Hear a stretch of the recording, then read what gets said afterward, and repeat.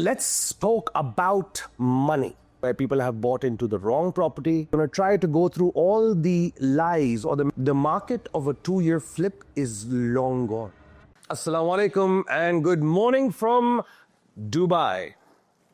Many times we hear stories of investors or people who've bought their properties and people who have, started their journey of becoming a property owner or a home owner in Dubai or UAE.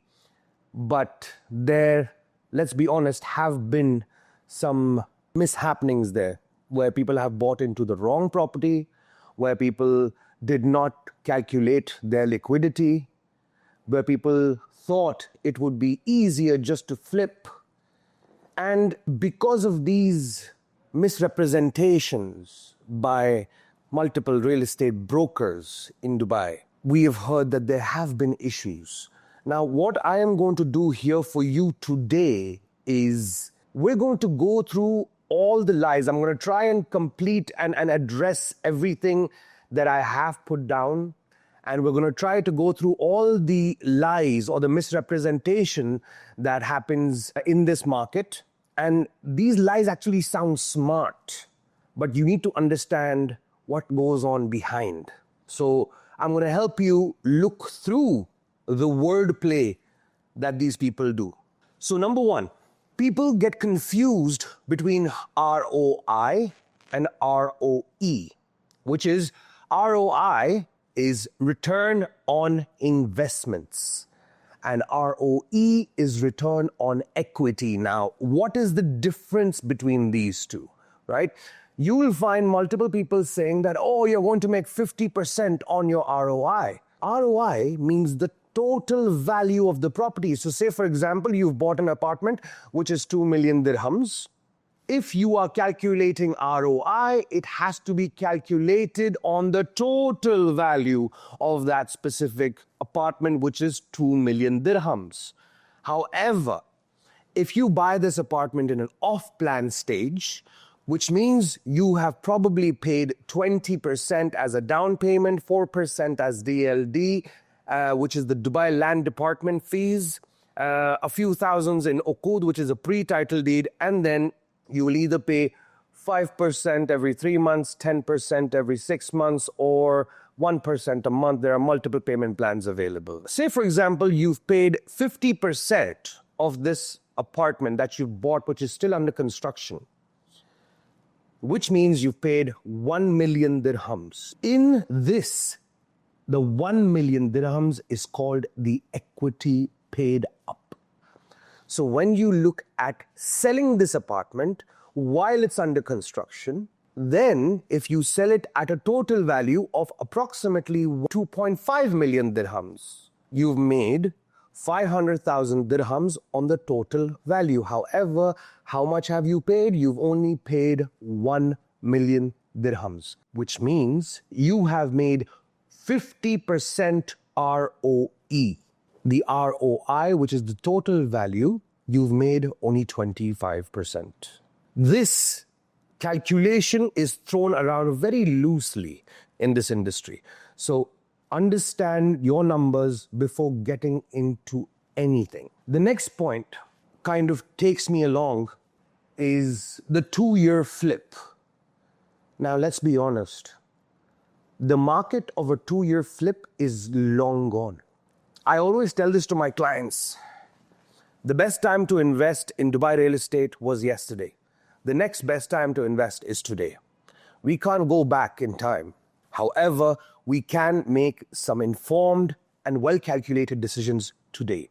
The 2-year flip is what multiple agents in this market tell their clients that, oh, buy it, we flip it in 1 year, we'll flip it in 2 years, and you'll make 50% appreciation. You'll make 40% appreciation. It's not that simple anymore. You have thousands and thousands of units that are being handed over now. We've entered 2026. You have thousands of apartments that are being handed over. Very soon, end of this year, you're going to have townhouses that are going to be handed over. You're going to have villas that are going to be handed over, which were under construction for the past few years. So there is stock coming into the market. Most of this stock is already sold, I understand. As an investor, do not think that it's going to be that easy to sell your unit at market price.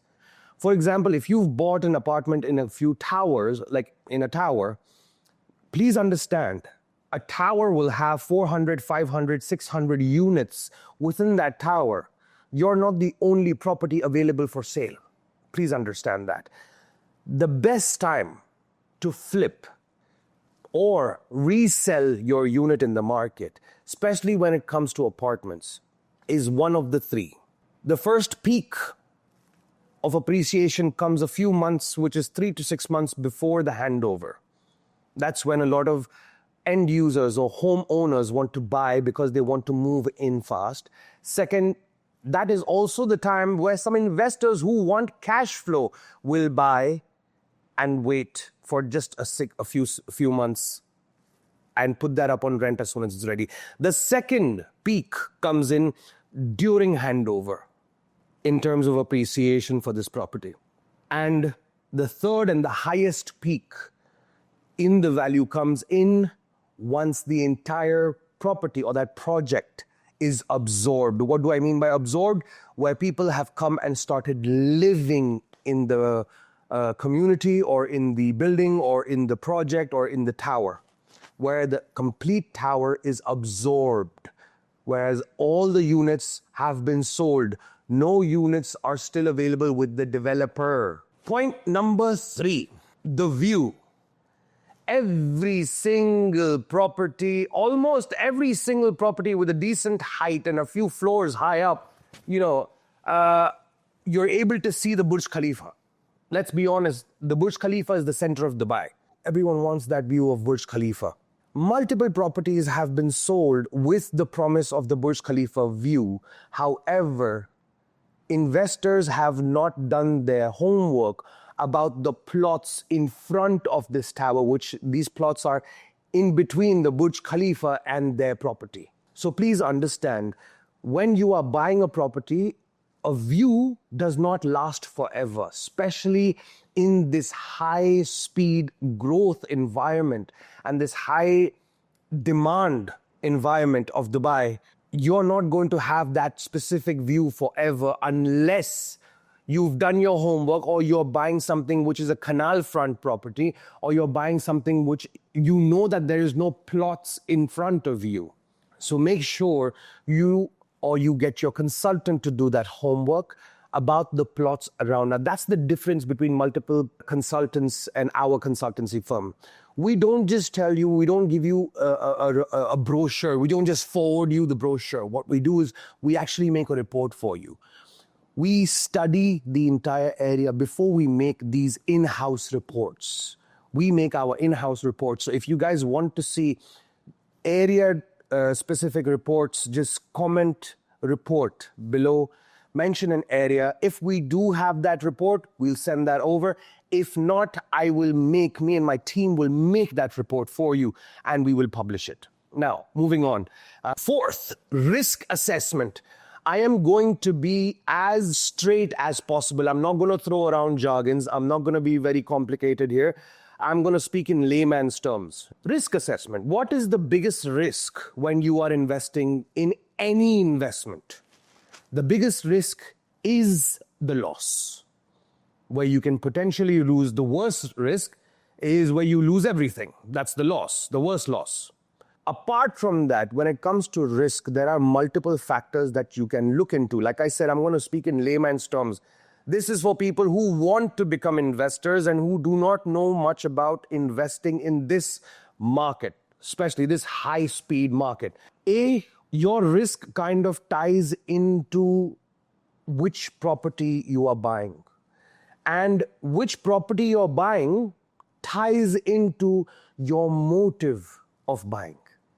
Almost every day I have clients who I'm having a conversation with for the first time, and they have not clearly decided whether they want to invest to invest or invest to live in, right? Whether they want to buy to just an investment, they want to create a cash flow, or they want appreciation. They're not very clear about this. Yes, they want a property in Dubai.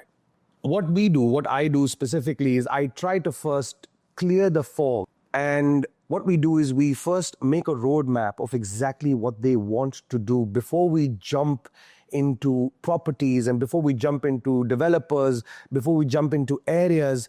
I need to understand what is their motive, and I make them understand. You as investors, I make you guys understand what is your motive. Once you know what your destination is, it is easy to make that trip. So the first thing you do is you understand what the motive is. That's where we assess the risk first. If you are looking at investment, the risk is different. If you are looking at home ownership to live in, the risk is completely different. A few of those risk assessments overlap, but then again, it's completely two separate risk assessments altogether. When we talk about risk assessment, we cover motive, we cover payment plan, we cover budget, we cover your liquidity. When I say liquidity, it doesn't mean how much money you have in the bank and that's it. No. We study and understand how much liquid you have right now, how much you are going to come into over the next few months or the next few years, and accordingly, we would advise what sort of payment plan works for you, whether it's a leverage buy, this is to keep property or to live in, or you want to keep it, or you want to just let it grow for a few years.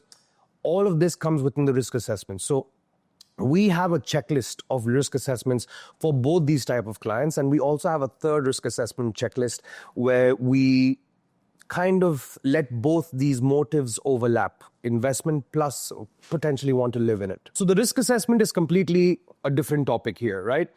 But what does, kind of slide into the next point is the lack of clarity of the exit. When we are doing the risk assessment, this is a very big factor. If you are an investor, there has to be a clear exit strategy. When I say exit, which means selling the unit, encashing that appreciation. Where there's a lack of exit strategy, where they say, oh, sir, we will flip your unit in 2 years. How? What is the competition? What's the competition going to be around you? How many one-bedrooms are there in that community or that tower or that building?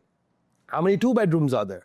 What sort of competition do you have? To give you an example of a simple exit strategy of, say, for example, a 5-story building, right? A 5-story building will have about 40 to 50 units, plus minus, with a mix of studios, 1-bedrooms, 2-bedrooms, and 3-bedrooms. So obviously the studios will be the biggest.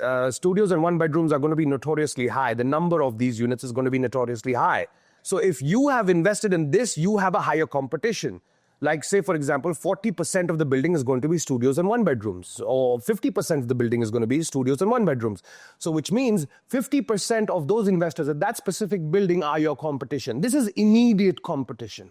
We're not talking about indirect competition, which is the buildings around you, which is that entire community. Studios, 1-bedrooms, you have 50% of these people competition. All right, next assessment. If you are investing in a 2-bedrooms, okay, 2-bedroom. 30% of this specific building is 2-bedrooms. Now that has reduced your competition by 20% compared to studios and 1-bedrooms. So you have lesser competition, but your ticket price is a little higher.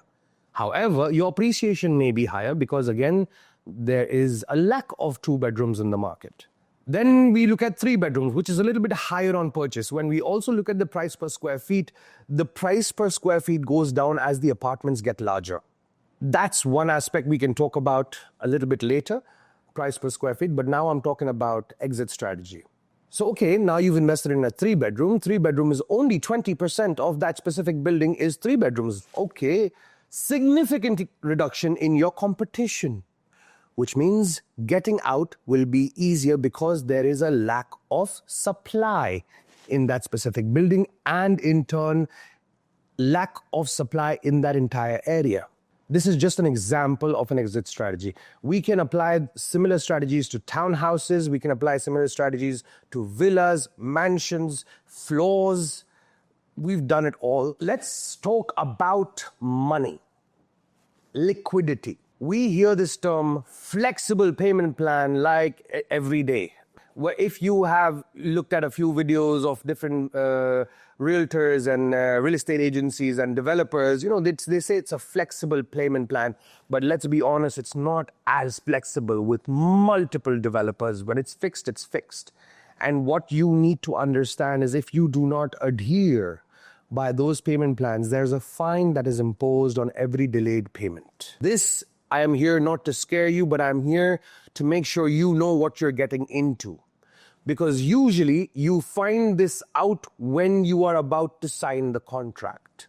This is not told to you beforehand. You are not informed about this beforehand. So there are a few developers who remove that clause of the fine. And there are a few developers who help you when it comes to deferring your payments during the payment plan, maybe delaying it by a month or two. Every developer is different. It also depends on the relationship your consultants have with the developers. Everything can be negotiated, everything can be talked out, and everything can be adjusted. It just depends on what sort of relationship you have with your consultant and you have with your developer and so on and so forth. So, back to the actual point, which is the payment plan.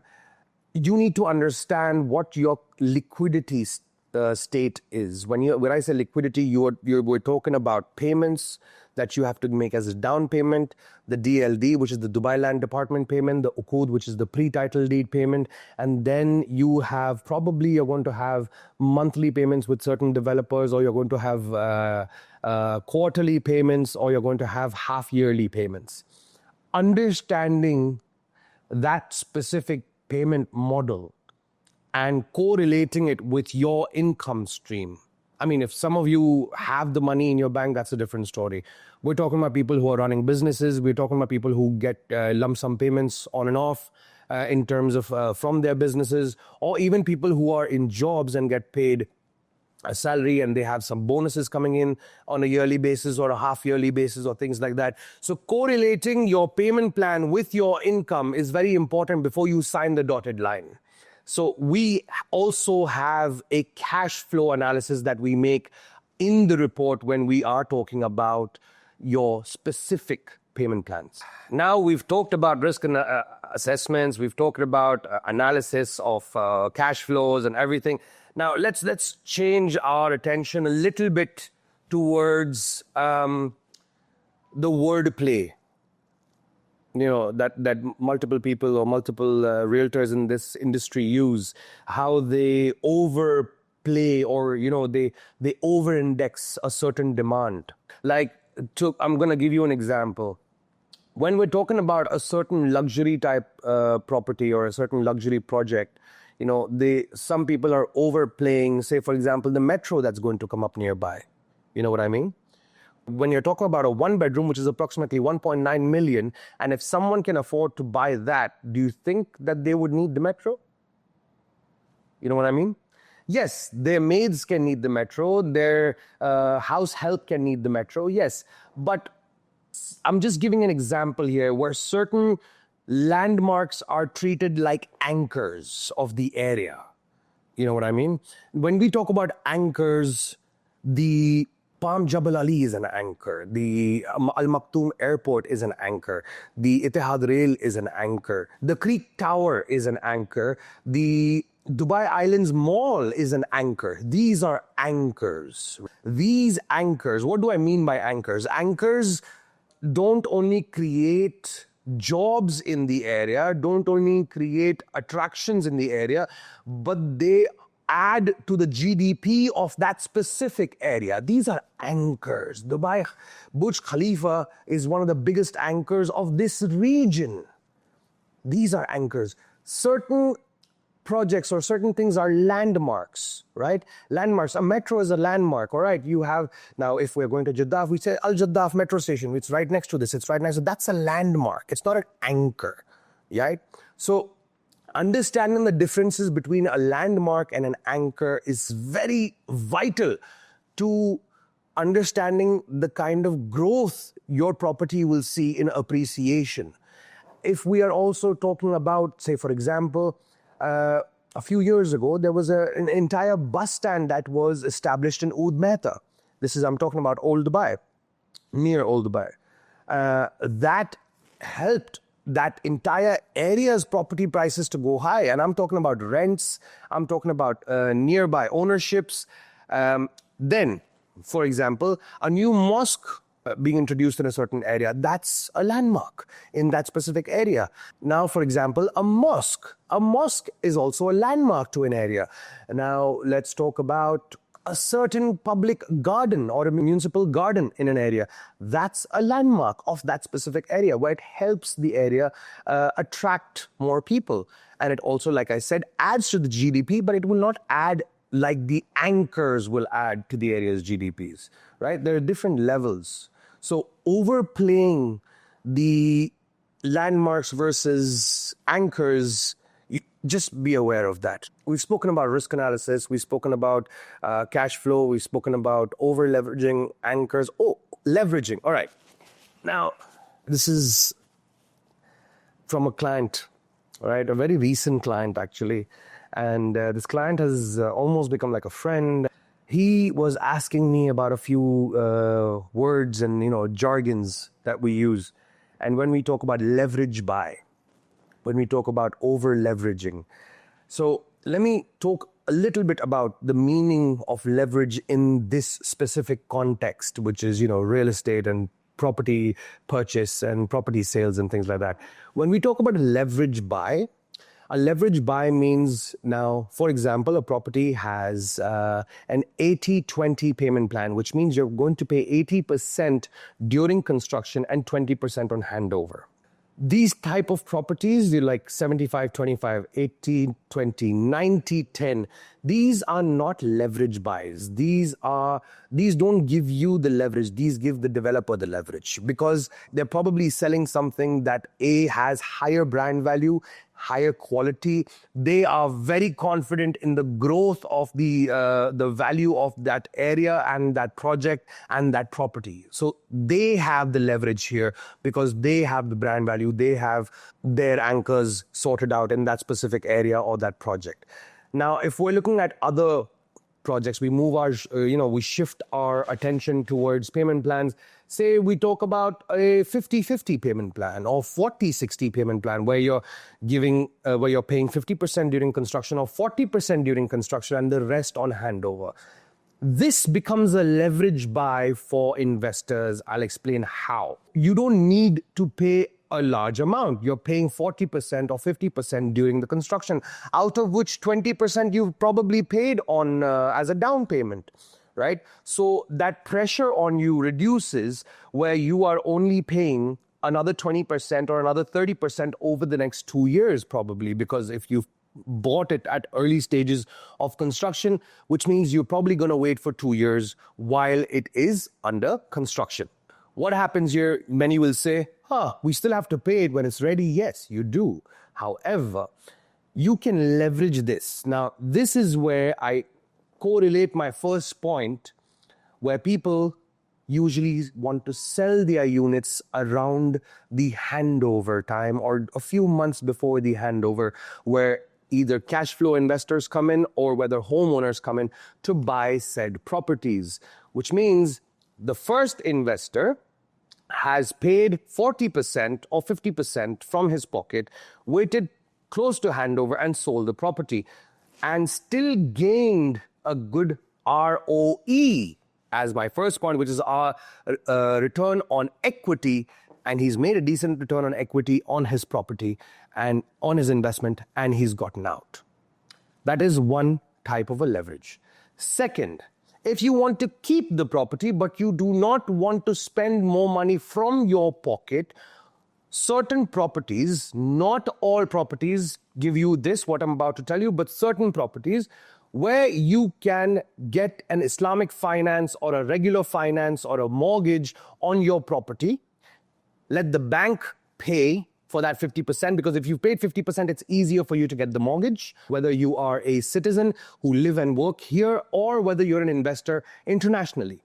Banks will help you to finance these properties, And then you rent these properties out and let the rent pay your mortgage or finance installments. So technically, you don't pay that out of pocket anymore. Now the property is paying for itself till it's paid off.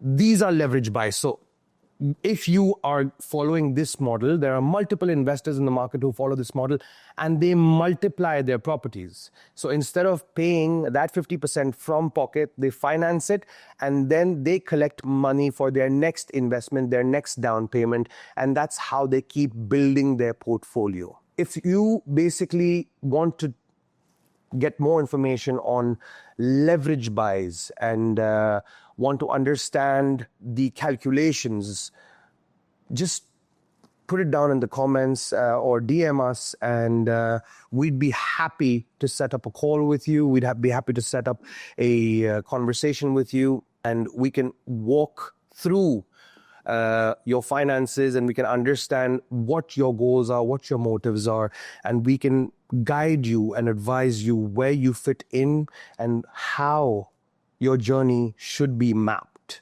Apart from this, I think I've cleared everything else. If I have not, please do mention down in the comments any issues that you have, and I'd be more than happy to address them in my next video or in the comments. For now, this is Mr. Reality signing off.